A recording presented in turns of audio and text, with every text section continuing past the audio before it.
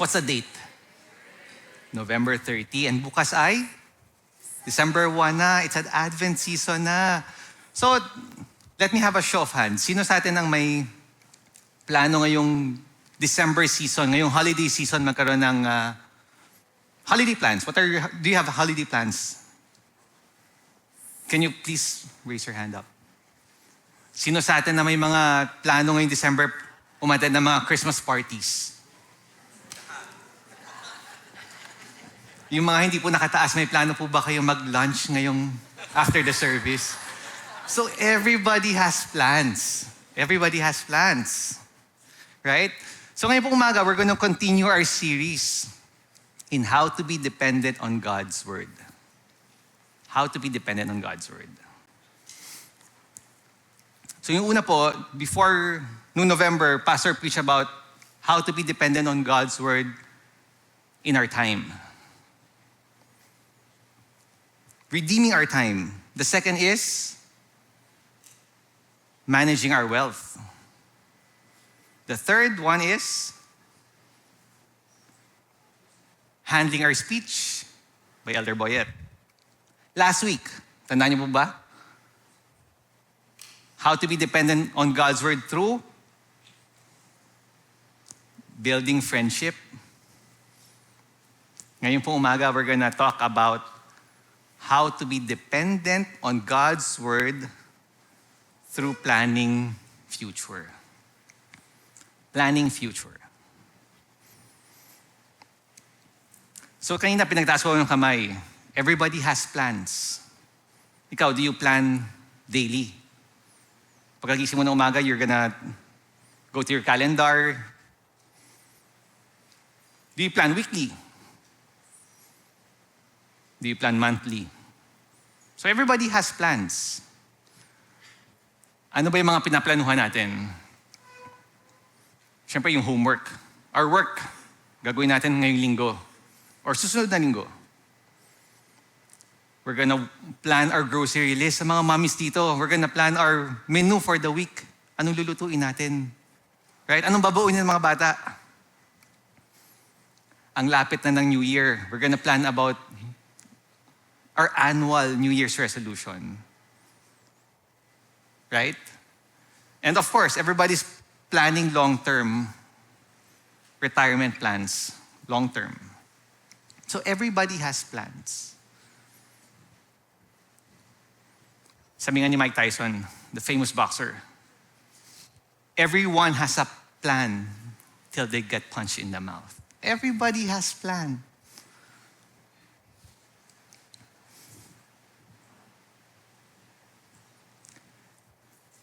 Meron po akong isang tanong pa. When you plan your life, when you plan your future, when you plan to buy a car, to buy a home, kung anong course kukunin sa college, do you pray about it? Do you pray about your plan? Do you align your plan into God's plan? Either it's a small plan, it's a big plan.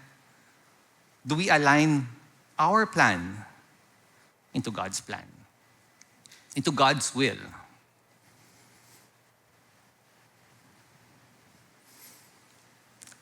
I mean, planning, it's a biblical principle. It can be found in the Bible.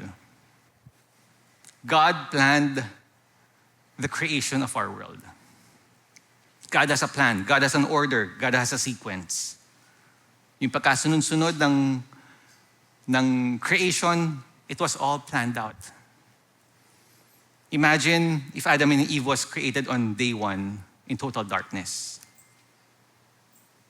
God has a plan. God has a purpose. God has an order.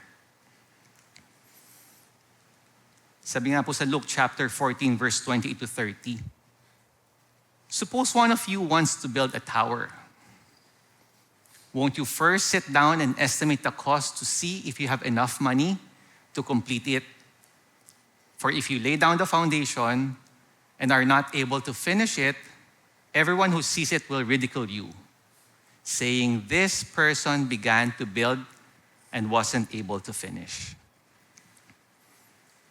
Every time we start a new project, every time we do something new, katulad po ng bagong tapos na upper hall.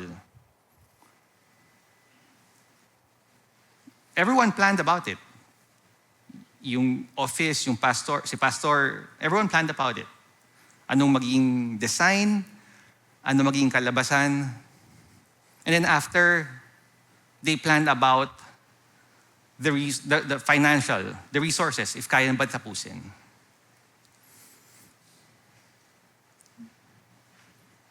This is called planning before acting. We plan first before we act. According to the professor Urwick, it says planning is a mental predisposition to do things in an orderly way. May pagkasunod-sunod. To think before acting and to act in the light of facts rather than guesses. Hindi nang huhula. We plan before we act. Planning is deciding best alternative among others to perform different functions in order to achieve a predetermined goal. So that's our planning. We plan because we have a goal.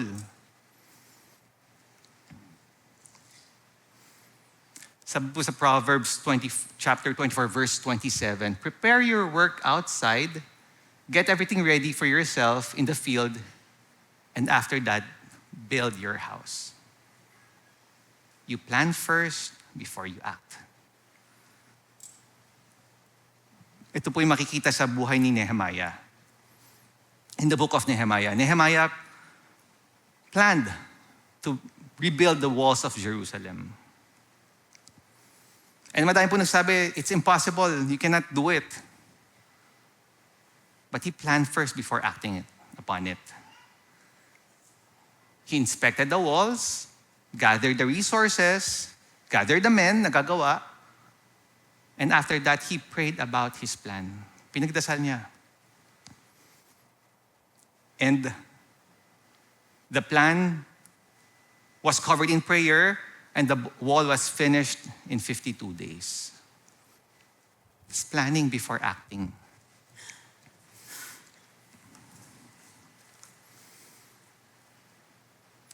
So ano po bang difference ng planning with God and planning without God? So yung pag-uusapan natin ngayong umaga, our topic is being dependent on God's word in planning future. It's about a God-guided plan. And our main verse would come from James chapter 4, verses 13 to 16. Can I ask everyone to stand up in reverence of God's word? And basahin po natin sabay-sabay. Now listen, you who say, today or tomorrow, we will go to this or that city, spend a year there, carry on business, and make money. What is your life? You are a mist that appears for a little while and then vanishes. Instead, you ought to say, it's the Lord's will, and that it is. You boast and brag. All such boasting is evil. Anyone then who knows good he ought to do and doesn't do it sins. Let's pray. Dear God, we pray that we can honor you, Lord, through your word as we talk about planning our future. May we be dependent on your word, Lord, to plan our lives, and that we pray that you're going to be the center, Lord, of how we plan our time, our wealth, of our friendship, and how we talk, Lord. Thank you, Lord God, for this morning, Lord. May we honor you and we glorify you. In Jesus' name we pray. Amen. You may sit down. Thank you. Planning your future. There's a quote about planning. If you do not know where you are going, you're going to end up somewhere else. If you do not know where you are going, you're going to end up somewhere else. So our first point today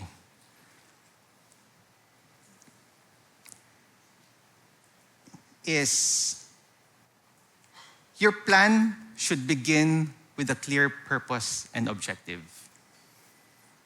It should have a clear purpose and objective. Meron akong story about this man. Do you know this man? Albert Einstein. So, Mr. Einstein was bound on a train. Nakasakay siya ng train, bound for a certain place. And as the conductor, as the ticket taker came through his chair, Mr. Einstein cannot find the ticket. Hindi niya makita yung ticket niya. He searched his pockets, searched everywhere, searched his bag. He cannot find the ticket. The conductor says to Mr. Einstein, "Sir, don't worry about the ticket. We know who you are. You're famous. You're Mr. Einstein. We trust that meron kang nabiling ticket, that you have won." So, umalis na yung conductor. 30 minutes later, napadaan na yung conductor. And this time, Mr. Einstein was on the floor looking for the ticket. Nangangapa-ngapa. The ticket taker says, the conductor says again, "Sir, again, you don't have to worry about the ticket. Hindi mo na kailangan hanapin." Mr. Einstein said, looked up to the young man and said, "This is not a matter of your trust to me, it's a matter of destination. I forgot where I'm going, so I have to find my ticket." It's also same as our planning. If you don't know where you are going, you're going to end up somewhere else.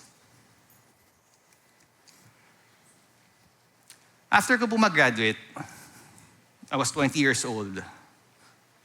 I came back sa Batangas. Bumalik po ako dito.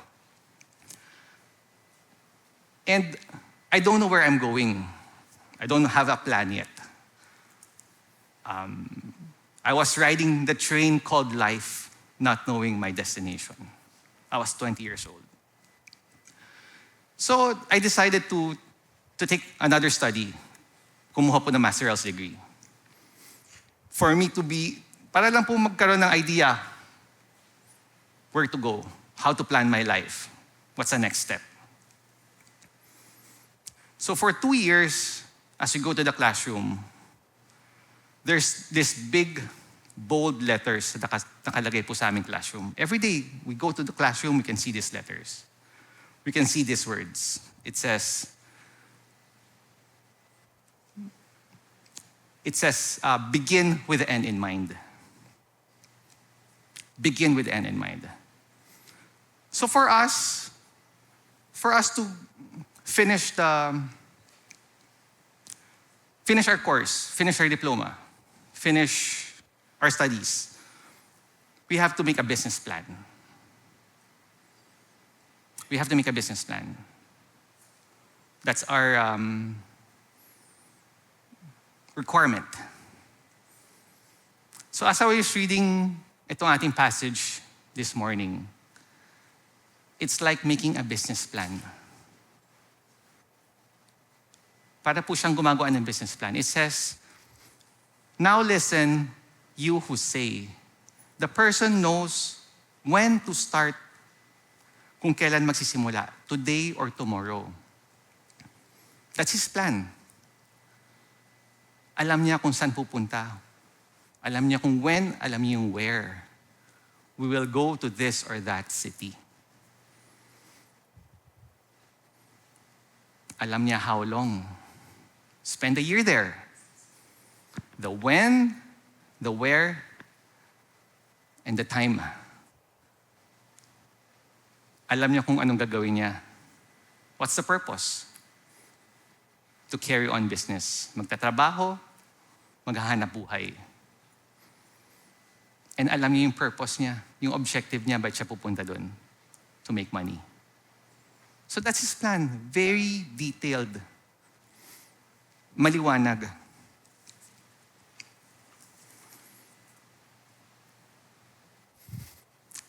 So nakwento ko kanina, while we are studying, we have this big bold letters. Every day we can see it. It says, begin with the end in mind. That's also the same as our planning. Our planning should have a clear purpose and objective, should have an end in mind. Tayo po as Christians, tayo po lahat, what's our end in mind? What's your goal? What's your objective? What's your end in mind?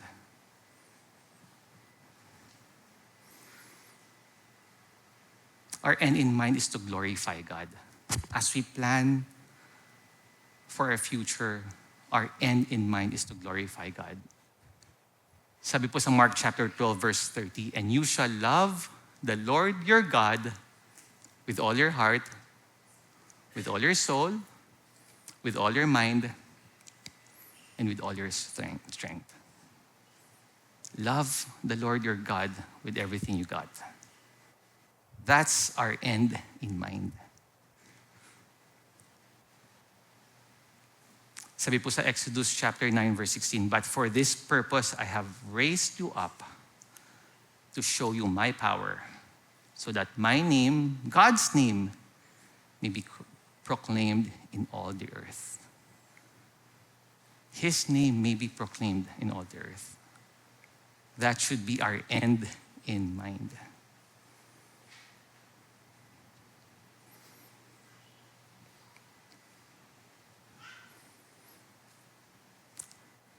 Tayo po, every Sunday we go to church. We can see these big, bold letters in front of you.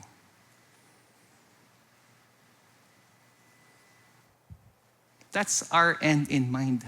It's to know Christ through His Word. To know Christ. And doesn't stop there. What's your end in mind? To make Him known. Big, bold letters written in front of you. To know Christ and to make Him known.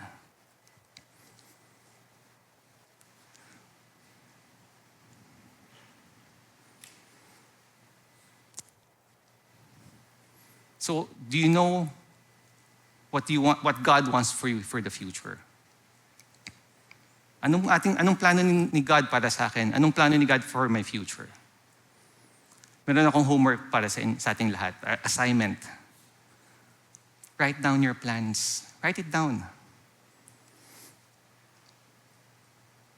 Sulat nyo. Mamaya, pag uwi nyo, while you're doing your quiet time, write down your plans. Plan should have a purpose. Plan should have a limit. May oras na kailangan mong gawin. A would be application. You have to be specific about it. Write it down. And N, you have to name it. You have to describe it. Write down your plan for your spiritual life. Write down your plan for your physical health. Write it down.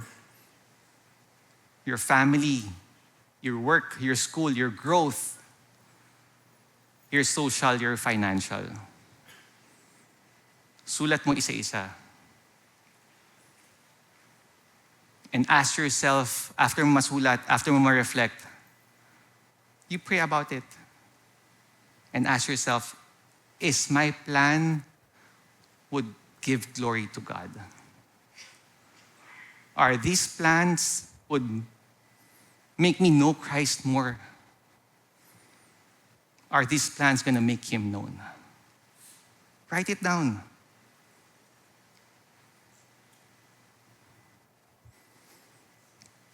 And pray about it.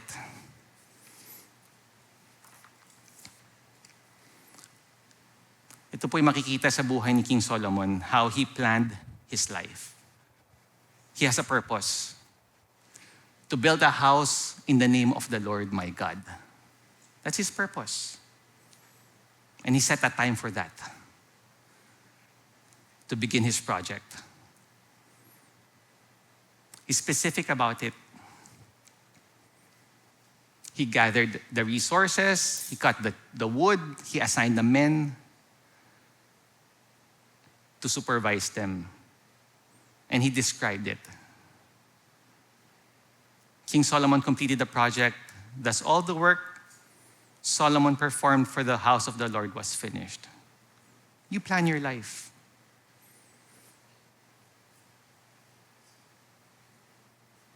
And ask yourself, what's the end in my mind, in your mind?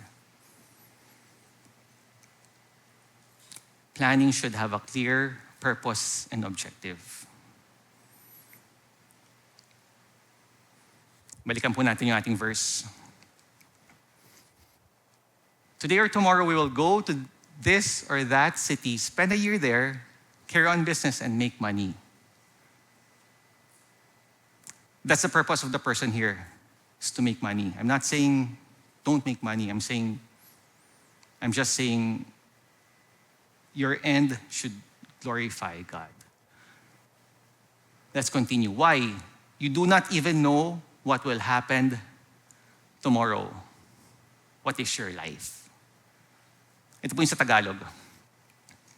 Ni hindi nga nyo alam kung ano ang mangyayari sa inyo sa araw ng bukas. Ang buhay nyo ay parang usok lamang, sandaling lumilitaw at agad nawawala. We do not know what will happen tomorrow, in the future. As for my life, for my dad, nawala po siya the night before my mom turned 40. The night before. So life is uncertain. We don't know what will happen tomorrow. We don't know what will happen. Marami tayong nasa isip natin about our future. Saan ako magka-college? Saan magka-college yung mga anak ko? Saan kami titira in the future? We have lots of questions about our future, but nobody knows what will happen.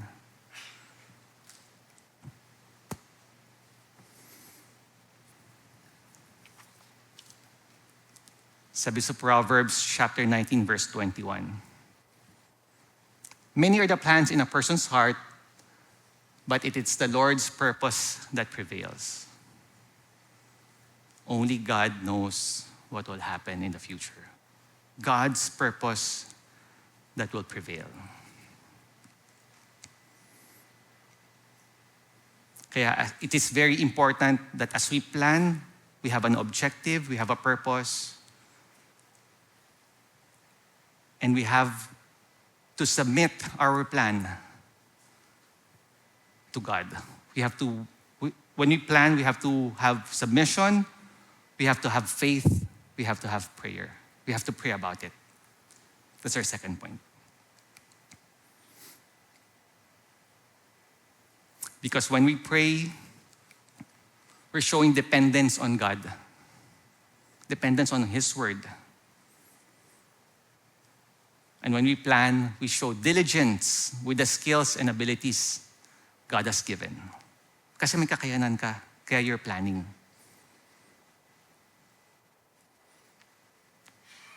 Prayer without planning can lead to frustration. Planning naman without prayer can lead to failure. So kailangan magkasama. Planning with prayer leads to fruitfulness. You plan and you pray. You pray and then you plan. Should be together.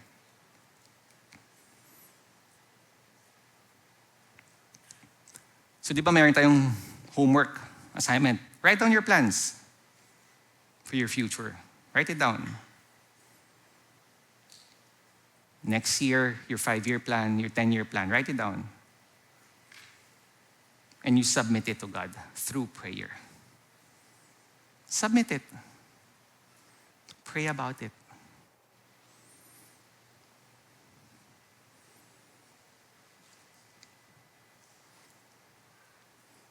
Let's continue with our verse. Verse 15. Instead, you ought to say, if it's the Lord's will, we will live and do this or that. The Lord's will.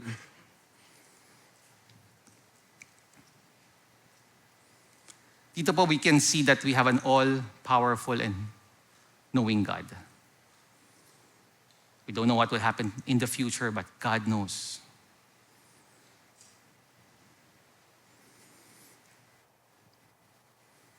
But not all plans are fail-proof. Some plans can face obstacles. Hindi lahat ng plano natin makukuha natin in our own time, and not all plans will happen. Not everything that you wrote down will happen. Okay, we have to trust God. This is where your submission, your trust, and your faith comes in. Your planning requires prayer, submission, and faith. Because your plans can face obstacles. Meron po akong kwento about planning and obstacles. My plan facing obstacles. Noong pong Sunday after mag-preach ni Pastor JJ, I planned to go to Mindoro. Para lang po bumisita. Balak ko the next day. My plan is the next day, babalik na po ulit ako. Yun po yung plano ko. But my plan faced an obstacle. Nangangalang bagyong verbena. Balak ko po bumalik na the next day para magkaroon ako ng enough time mag-prepare for today. Wala po akong dalang any materials, wala akong dalang any damit. So na-stranded ako for 3 days. That's my plan, bumalik the next day. But God has a different plan pala para sa akin. Through that 3 days, God gave me time to reflect, to think about what I'm going to say today, and to spend time with Him. So our plan can face obstacles. We just have to be dependent on God through our planning in the future. Sabi po sa Isaiah 55, 8-9. For my thoughts are not your thoughts, neither are your ways my way, declares the Lord. Your plan can face obstacles. Your plan can change. Gaya po ng buhay ni Abraham. Abraham planned to stay in Haran, but God said, go to a land I will show you. Makikita po sa book of Genesis. Sa buhay po ni Moses, Moses planned to live a quiet life as a shepherd. But God has a different plan. He called him to lead a nation. Paul planned to preach in Asia, but the Spirit redirected him to Macedonia. Your plan will face obstacles.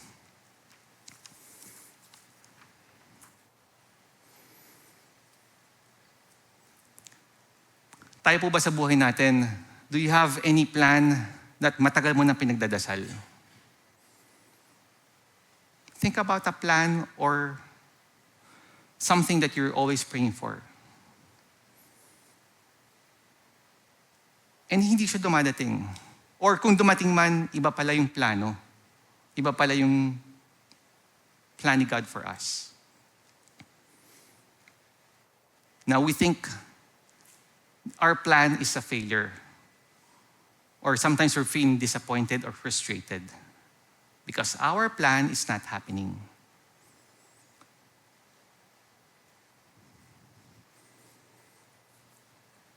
Sometimes God changes our direction, delays our timing, or a door wanted open. That means God is not rejecting our plan.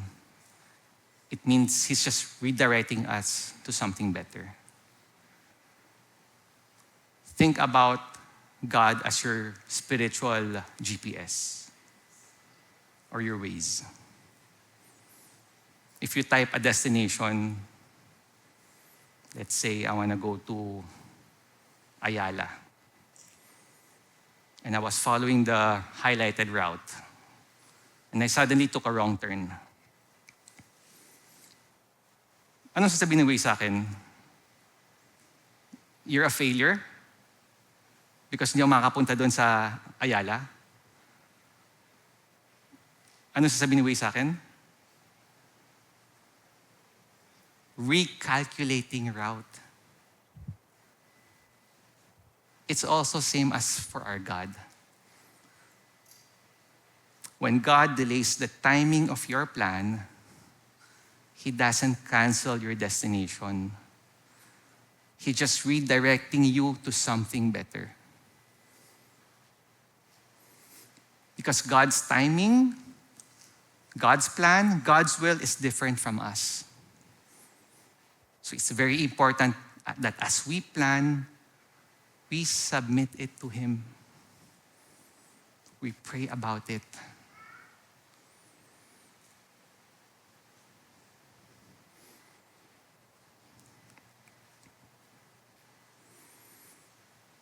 Na kahit na hindi matuloy yung plano mo on your own time, hindi masunod na gusto mo ngayong taon, matagal pa pala. You won't feel frustrated. You won't feel disappointed.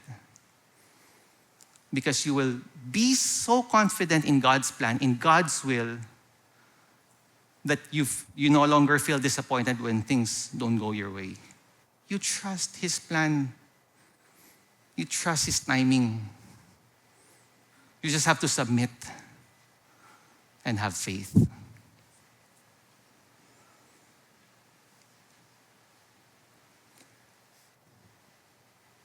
Makikita to sa buhay ni Joseph.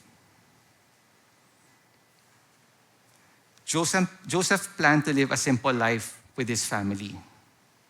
But God planned for him to save a nation. He was sold by his brothers, thrown into prison, and forgotten. Yet through all this, God's plan never failed. At the end, Joseph said, "You meant it for evil, but God meant it for good." Trust in His plans. Because sometimes God closes a door not to punish you, but to protect you. Sometimes He changes your direction, not to confuse you, but to position you for something greater. Example mo nito sa buhay natin. You plan to be with somebody else, to be with someone, to be in a relationship with someone, to marry someone. But God has a different plan. Maybe God is protecting you from future heartache. One example would be you're thinking to just stay in one place, to stay in Batangas. But God has a different plan for you. God is sending you somewhere else to be used.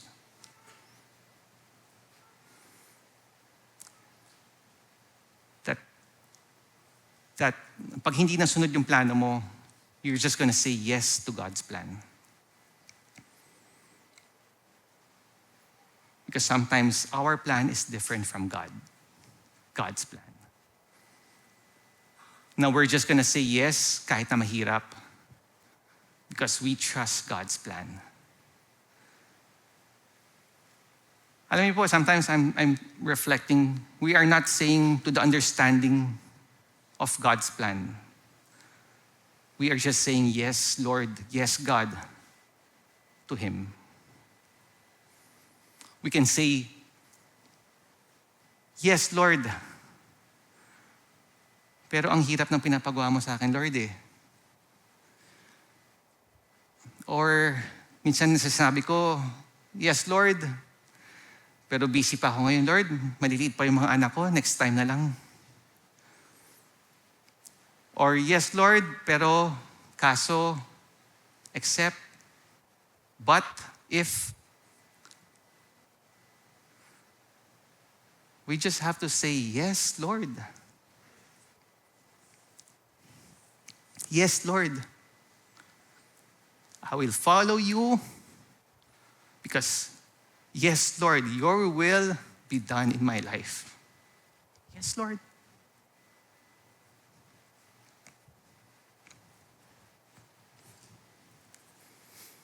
Sabi po sa Proverbs chapter 3, verse 5, trust in the Lord with all your heart and not lean on your own understanding. In all your ways, acknowledge Him, and He shall direct your path. Yes, Lord, I'll trust you. Yes, Lord, I'll follow you. Ito po this Bible verse is my mom's life verse. Nung pong nawala yung daddy ko is, I know na bago yung plano niya sa buhay niya. But God directed her heart. She trusts in the Lord, kept her faith, and God directed her path. Yes, Lord.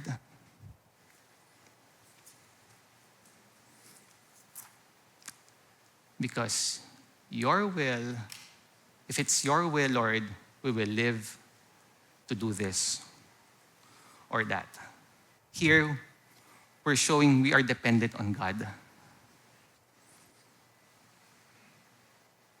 We are dependent on God. Whatever your will is, Lord.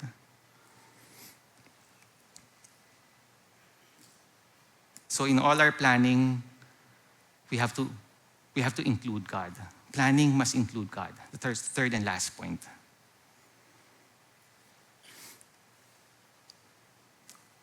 Sabi po ni President Ronald Reagan, the more the plans fail, the more the planners plan.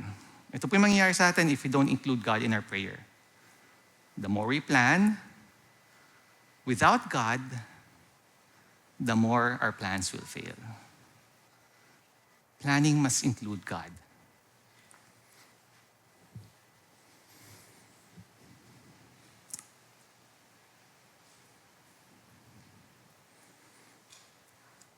Tapusin na po natin yung ating verse. Sabi po sa verse 16, as it is, you boast and brag.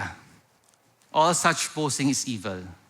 Anyone then who knows the good he ought to do and doesn't do it sins. Boasting and bragging. In this context, it's to keep God out of your plan, of the equation. And it's a sin.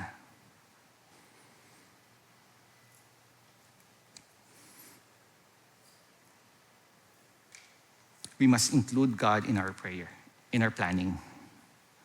Sabi po sa Proverbs chapter 16, verse 1 to 3. To a man belong the plans of the heart, but from the Lord comes the reply of the tongue. All a man's way seems innocent to him, but motives are weighed by the Lord. Commit to the Lord whatever you do, and your plans will succeed. Commit to the Lord. Because when we put God first in our planning, we gain His blessing. When we commit our plans to the Lord, we will succeed. Let's be reminded to make God the center of our plans. Let's make God our consultant of our plans. Nakwento ko po sa inyo nung I studied before. During the 2 years po, meron kaming consultant. The consultant is free of charge as long as we are enrolled in the program. We can ask questions about our plans 24/7. But after ng aming course, syempre we have to pay for that fee. As for us Christians, we have an all-knowing and powerful consultant with us. You just have to ask. Free of charge. Just have to ask. And pray and include God in your planning. Because these are the consequences of planning without God. You leave His promise of provision and protection. If you don't include God in your planning, you leave God's blessings. Ito po yung makikita sa story of Tower of Babel. They had the confusion because they don't have God's blessings. And if you don't include God in your planning, you have limited possibilities. Because my knowledge, our knowledge is, there's a limit to that. But God's plan, God's knowledge, God's wisdom is limitless. Let's include God in our planning.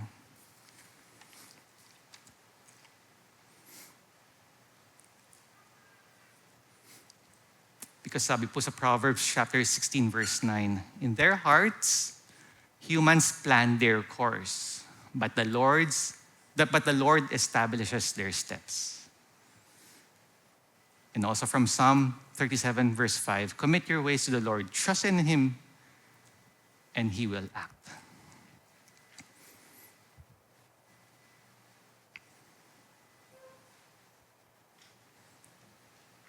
So, di ba we have already example na sulat nyo na yung plano nyo.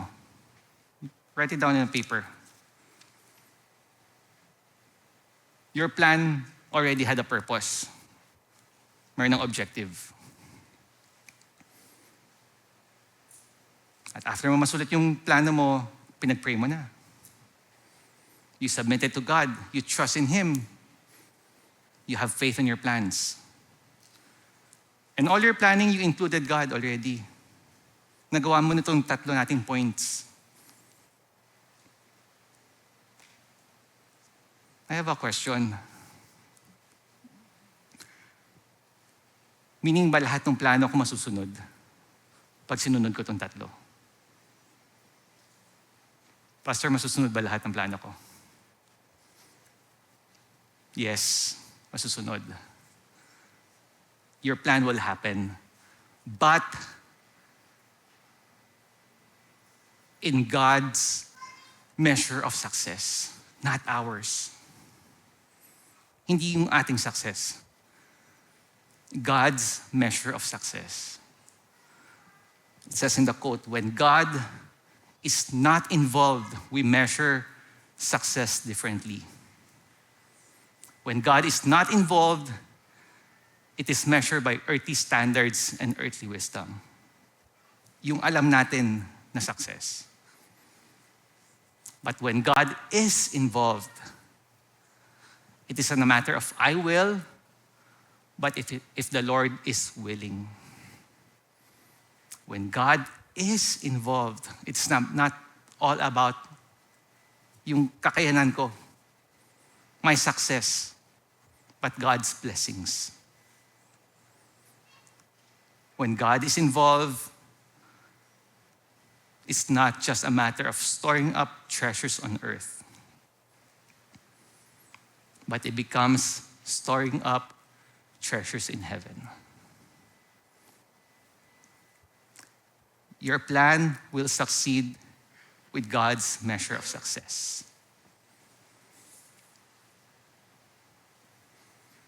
Let's involve God in our planning.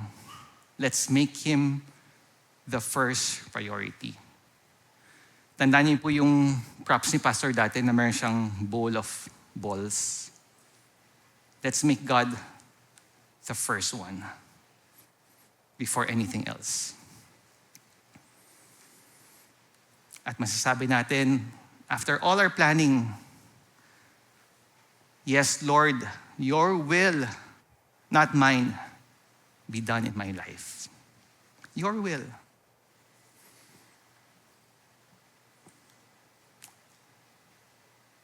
Not my plan, but your plan.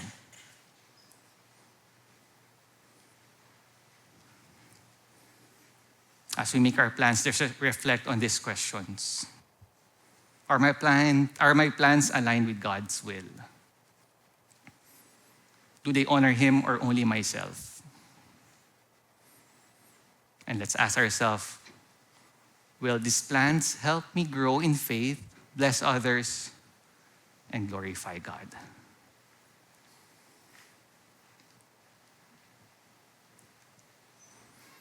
Let's close with this quote. Sabi po dito is, I don't know what the future holds. Nobody knows. But I know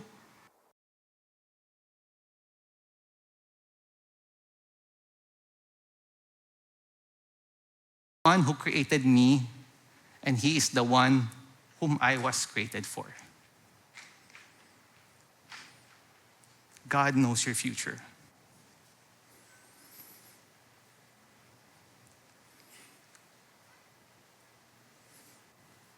Ito po yung ating closing illustration na. Your plan is like the rudder in the ship. Yung maliit na nagbibigay ng direction sa ship. It's isang sailboat. And God is the wind.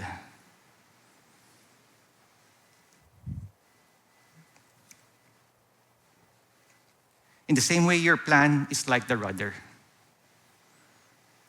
But God is the wind to move it forward. Without God in your plans, you'll just drift. Walang pupuntahan. But with God as your wind, as the one moving you forward, He'll take you where you're meant to go. Let's make God your anchor, your rudder, your wind in your life as you plan your future. Let's make this your anchor. That whether you eat or drink or whatever you do, let's do it all for the glory of God. Let's pray. Dear God, we thank you, Lord, that you're the master planner of our life, of our future, Lord. Lord, teach us to plan with purpose, not with pride, that we can plan our life through the measure of your success, Lord. We pray, Lord God, that as we plan our life, that we can trust you even things don't go our way. Align our hearts with your will and establish our steps, Lord, according to your purpose and according to your plan. In Jesus' name we pray. Amen.